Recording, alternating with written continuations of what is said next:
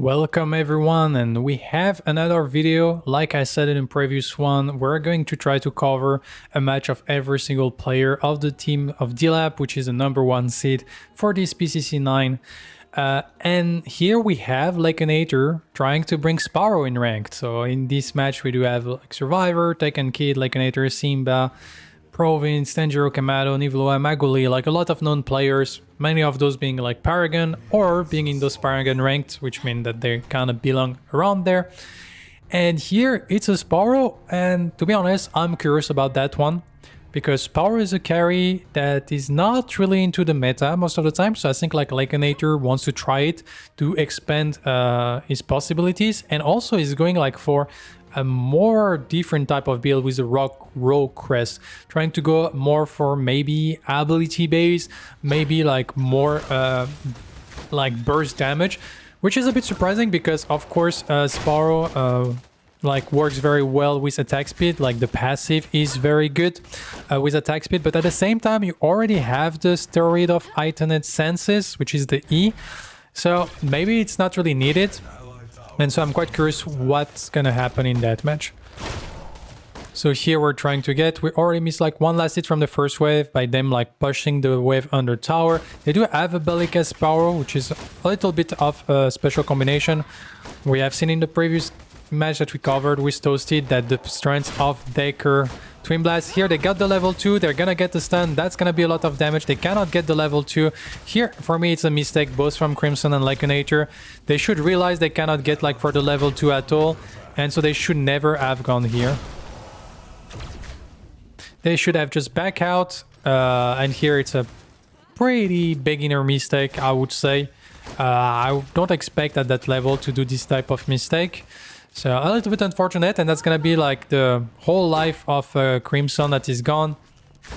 Here we can see Lakenator punishing Tanjiro that was looking for the aggression. Try to get the stun, unfortunately the stun doesn't connect. And here we have Province, no mana.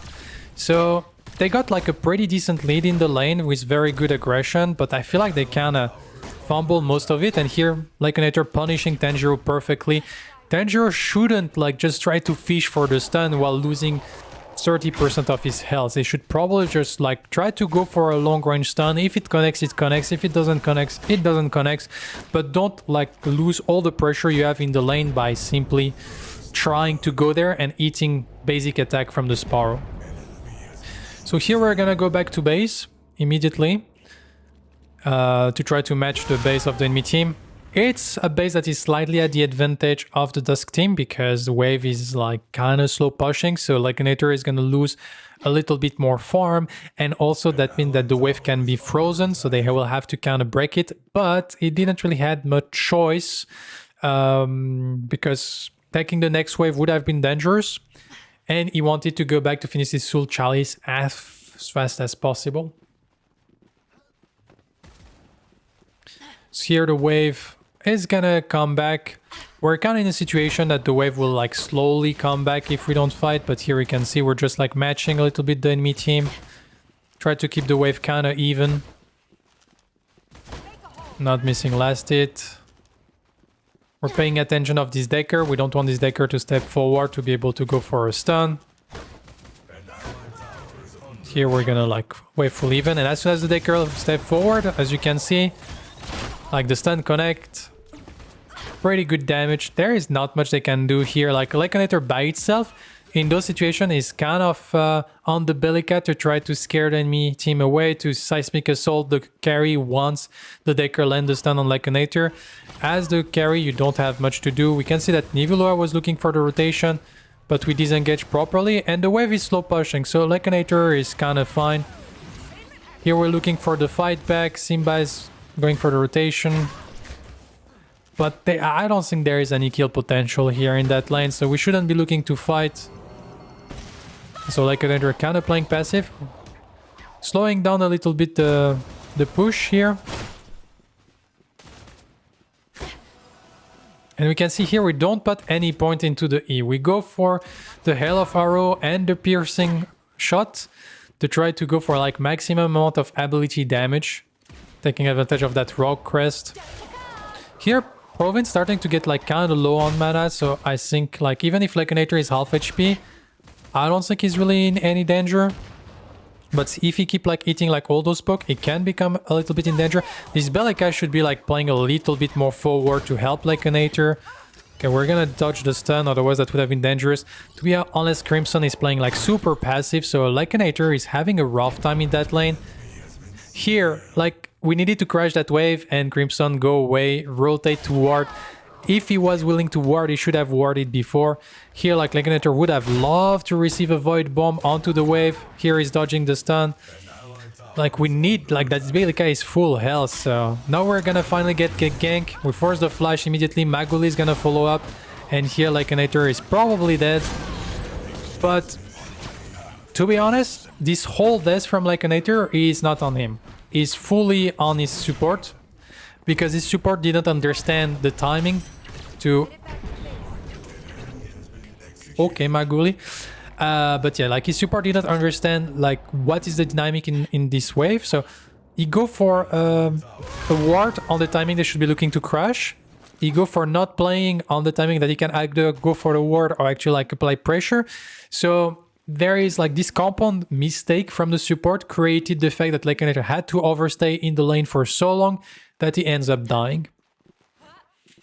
Now we have a Sparrow without flash, which this flash should never had to be used in the first place, but sometime as a carry, you don't decide which support you're gonna have, you don't decide how your support is going to play, so you just have to suck it up and try to do your best. So here the wave was slow pushing, so we're gonna take advantage of that to be able to crash the wave. We cannot really play that much. So here we're stopping like 10-0 to try to come back. But we're remaining safe. Next wave is not really crashing, so I'm not a big fan of that Hail of Arrow, to be honest. Very good stun, and here Lakenator is dead, so he's gonna try like to get as much of the farm as he can here. Like the idea was he tried to get the wave to go under tower and get as many last hit as he can, because he's 100% dead. So at least he tried to create a situation that the wave cannot get frozen afterwards. What are we doing? But in my opinion, he shouldn't have gone for the Hail of Arrows. I think he should have let the wave like come back with this Hail of Arrows, then he forced himself to crash again. And crashing again from how his support has been playing so far, and the fact that he's a Sparrow without a flash would have been very complicated. And so this Hail of Arrow, in a sense, for me, immediately guaranteed that at some point he will be dead. So as a Sparrow, since you're a carry without any escape, you have to be very, very, very careful about your wave management. Of course, wave management is easier to manage when you're both doing it properly. So here they got like the Fang Tooth, but we get the wave to crash. We try to kind of scout with the Hail of Arrow and also stop like any rotation. We're maybe looking for something here, a rotation, trying to catch some people, because there is nothing to be done in the dual lane since the wave is crashed. But Nivulua is playing safe.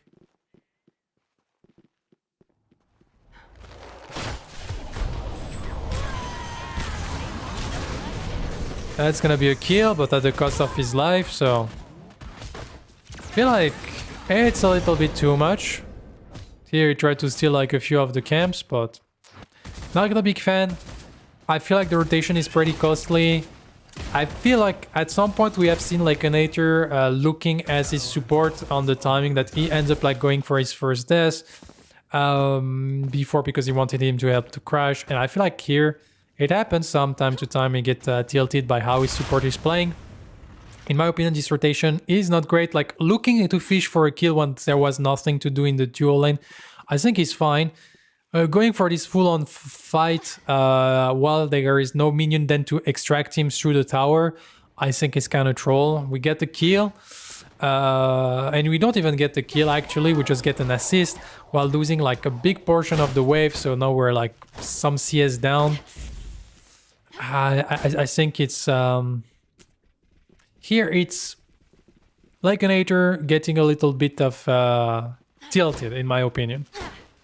But, once again, Sometimes you can have like rough moment in the match. What matters is how are you going to recover, how are you going like to focus, how are you going to keep doing what you can to help your team maybe have any shot at winning the match. So here we have like the Bellica that is a little bit out of position, is gonna get killed. There is not much they can do here to protect that Bellica, unfortunately. This Bellica seems to be a little bit lost. So here we're gonna disengage as much as we can. We got chased a lot. Tower is very close, 1 HP. But apparently it's not gonna die, so at least we don't lose that local gold for Lakenator because he really needs that local gold. We're gonna get the Malady finish, so here we're working towards, like I said, like a bit of more assassin type of build, which is a bit special. Let's see how it fares during the match. But so far the early game hasn't gone well. And I think it's first death was on Crimson. And then like Lakenator tilting a little bit and not playing like as perfect as he should. Here he gets aggressive again. He's gonna try like to play with the wave, turn the fight around. But no, he has to fully respect. He cannot really like stay like, to be honest, here Province is in danger of dying because we have the Bellica. Bellica dove for a 1 combo plus like a piercing shot and that's probably a kill, but this is also where you have yourself as a player. Have to understand Crimson hasn't been able so far to realize those situations for now. So don't risk it as the carry. Don't risk like this play can be good if your support does everything properly, but it's super risky from how it has been going. So here we do though secure the kill. Crimson finally realized the opportunity. He's probably gonna like turning that around and now we got like a kill. We go Maguli that go for the flash on Crimson. That's a little bit dangerous for Maguli. Maguli, like here, if he tries to go for it, he's probably dead. And here I don't think we got kill potential because the LFR cannot connect. And piercing shot either. But we got the flash of the Zarus for free. And we got a double kill on the dual lane, so... Here, Crimson doing a very nice play. Punishing well the enemy team. Here we're clearing wave pretty fast with this Malady. What is a Twin Blast? The Twin Blast is clearing the wave also very fast. We're just gonna poke with the piercing shot.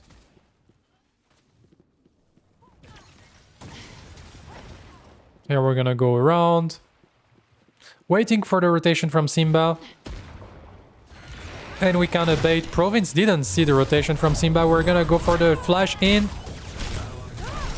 And that's a little bit too much. It's gonna be a trade though. But yeah, like here, Lakenator kinda limit testing, I guess. Have to respect the potential Decker Ball. I feel like he wanted to really force something. I feel like on the Sparrow, going for an aggressive flash is probably not the best play. So, because now you don't have flash, and not having flash against a Decker, against a Zarus is kind of complicated. But at least his team can try to force the Fangtooth in the meantime. And they're gonna secure it, so that created some space for them. But still, like 1, 4, and 2, it's not a good early game for Sparrow, and it's a scaling character, so you need to be careful to not fall too far behind. Here the fight keep going on. The rotation of the offlaner has been faster than the offlaner of the Dawn team, of Lakenator's team, so this fight is complicated. Lakenator is going to try to take advantage of the fact that they're fighting mid to get this local gold. Probably crash the next wave. Maybe look for gold buff or reset immediately. You don't want to stay too long here. Unless they keep fighting for a long time, but that's kind of risky, so we're just going to rotate in the jungle.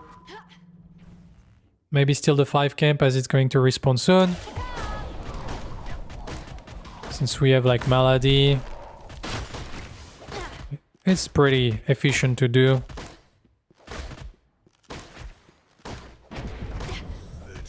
And here we can see like that was a chase all the way to the offlane.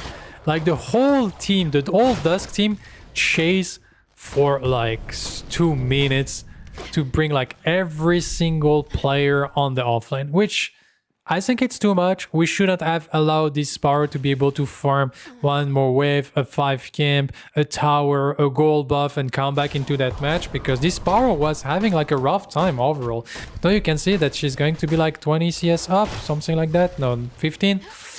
Despite like the very, very rough early games, and now he's gonna get his crest. He has a lot of gold, probably can finish the next item. And suddenly that Sparrow can start like dishing out damage while she was like completely out of the match. So this is sometimes you shouldn't chase that long for just a kill. You lose too much map control, map tempo for it. So I'm not a big fan of that decision from the enemy team. Wow. Pretty bad at the Hell of Arrow, but not gonna matter. So here we're looking for the reset. Ooh, very nice stun. And that's probably a dead Lakenator. And we try to use the ultimate to try to turn that around. Pretty good punish, to be honest, by Oh, we have Maguli at 1 HP. Get the body block, they're all 1 HP. This cage could have been so much better, but it's gonna be good enough. So I love the idea of Tanjiro here, going like for the beam, then the stun, stopping the back. I think Lakenator wasn't expecting that at all, so he got very surprised. He's gonna finish the resolution, working towards the Demolisher or the Perforator with the Zilus Tomahawk. So if we look a little bit of the item, and he has decided to go for Archers for the move speed and the physical power. I think like the idea is really like I press ultimate and people disappear. That's probably like the idea, but we'll see how well it works. For now, 1, 5, and 2. Rough game. A lot of questionable decision so far. Probably a bit of tilt going on. But, like I said, what matters is no matter what is your score line, is just try to keep like your head level and do your best. Here we're gonna like turn on him. Unfortunately, here the enemy team has full control, so he tried to go for like some aggression. The damage starts to be there, but that's gonna be a kill. Duo lane is having quite a lot of trouble, and Maguli is just like dominating here so far. Once again, going away with a slither of HP is 10 and 1, so not getting punished that much. We're gonna try to go on to Nivu. We're gonna get the root. Colossal blow. Get some good damage, and that's gonna be a kill. Sparrow respawn. So still having some trouble, but in terms of CS we're even, so at least we're not falling that far behind on the CS department, which is very important.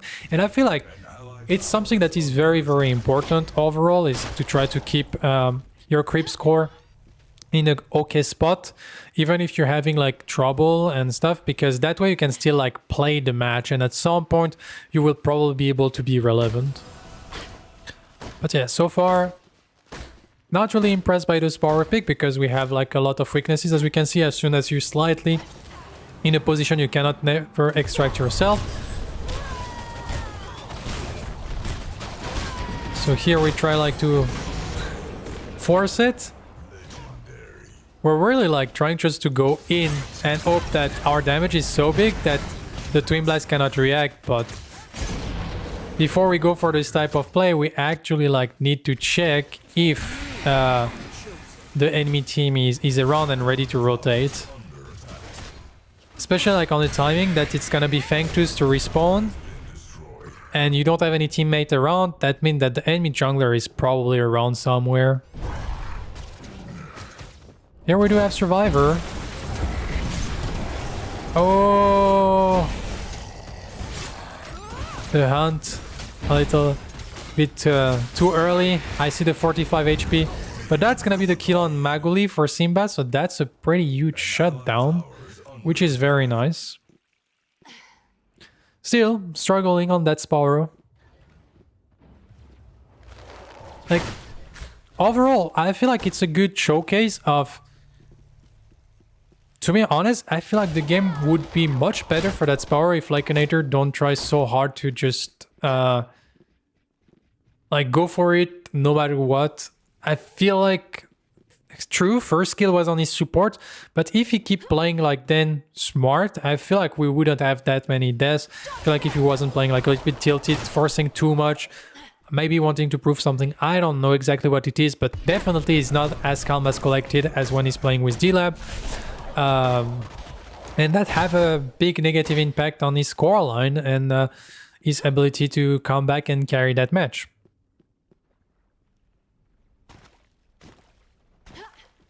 Still, a big portion of the damage on the enemy team is mainly on Maguli. So if they manage to kill Maguli, and Maguli is not tanky, like he just have some health items, so he's bruisery, but he doesn't have any like really defense. So it's probably very, very easy to one-shot. And they do have a Bellica CC, they do have a Terra that can root. Still, Sparrow does a lot of damage against HP targets simply from the Relentless passive. So building like full HP against a Sparrow is something that can cost your life very quickly. An allied tower is under attack.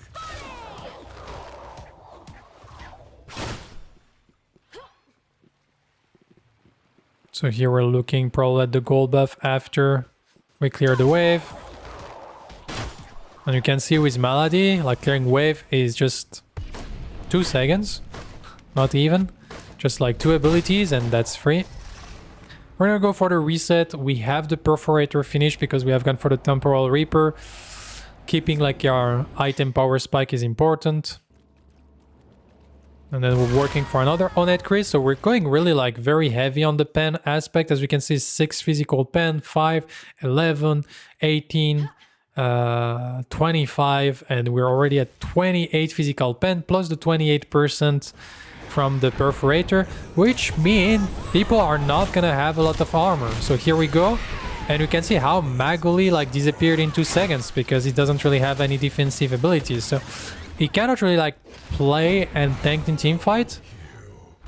He really has to just like be very assassiny in a sense. And so here we just press R, Ortus, and we get some kill. They do get the return kill on 2 Tekken Kid though, because the Richter rotation was pretty strong. And now we're back to farming a little bit. We're at 200 CS to 185. To be honest, I'm surprised that Province is not much ahead. Lakenator is kind of catching back to getting a decent CS, while on the Twin Blast it's supposed to be like very, very easy. And here Province is kind of falling a little bit behind, maybe fighting a bit too much, rotating a bit too much, which kind of end up costing his team though.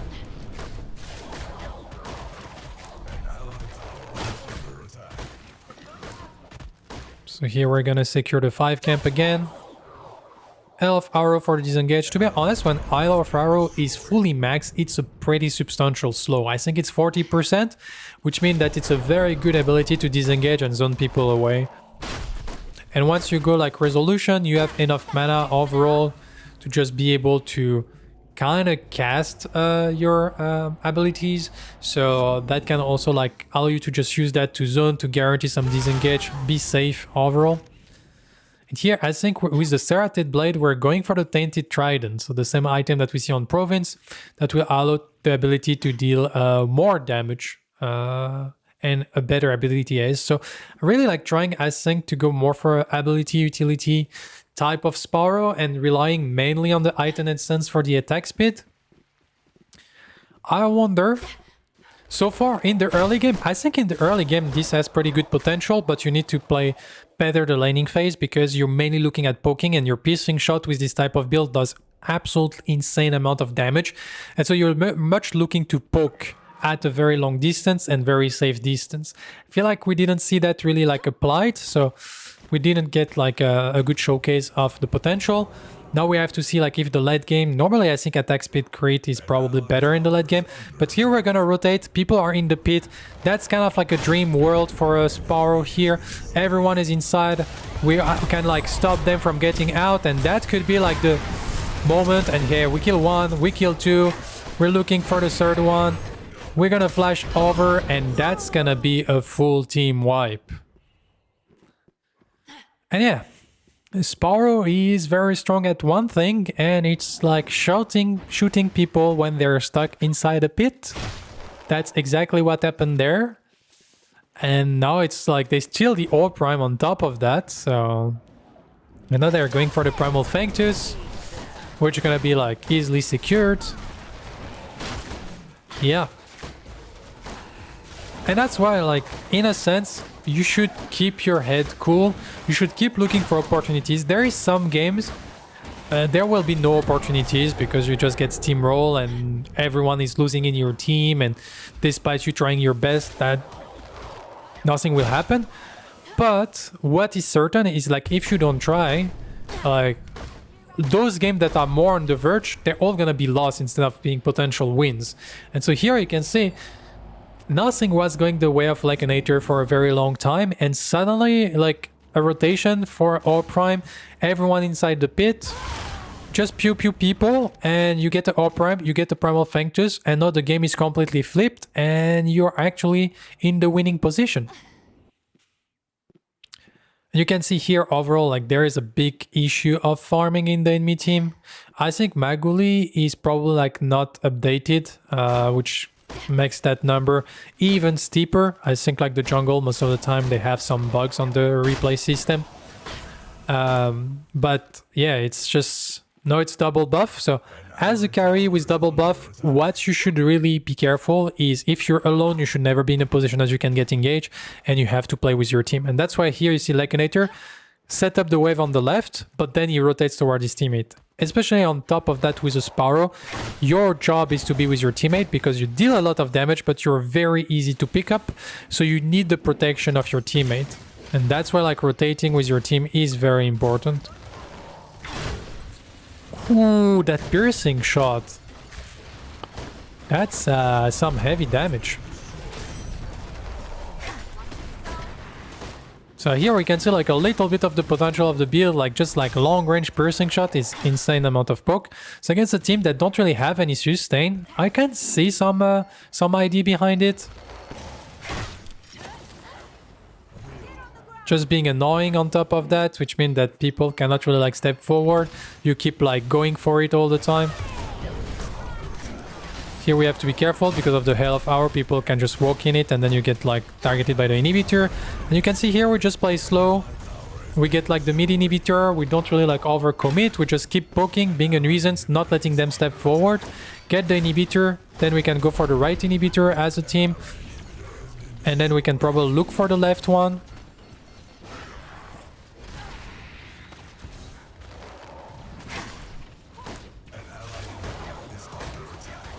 They're gonna secure the left inhibitor. We keep the wave going inside the base.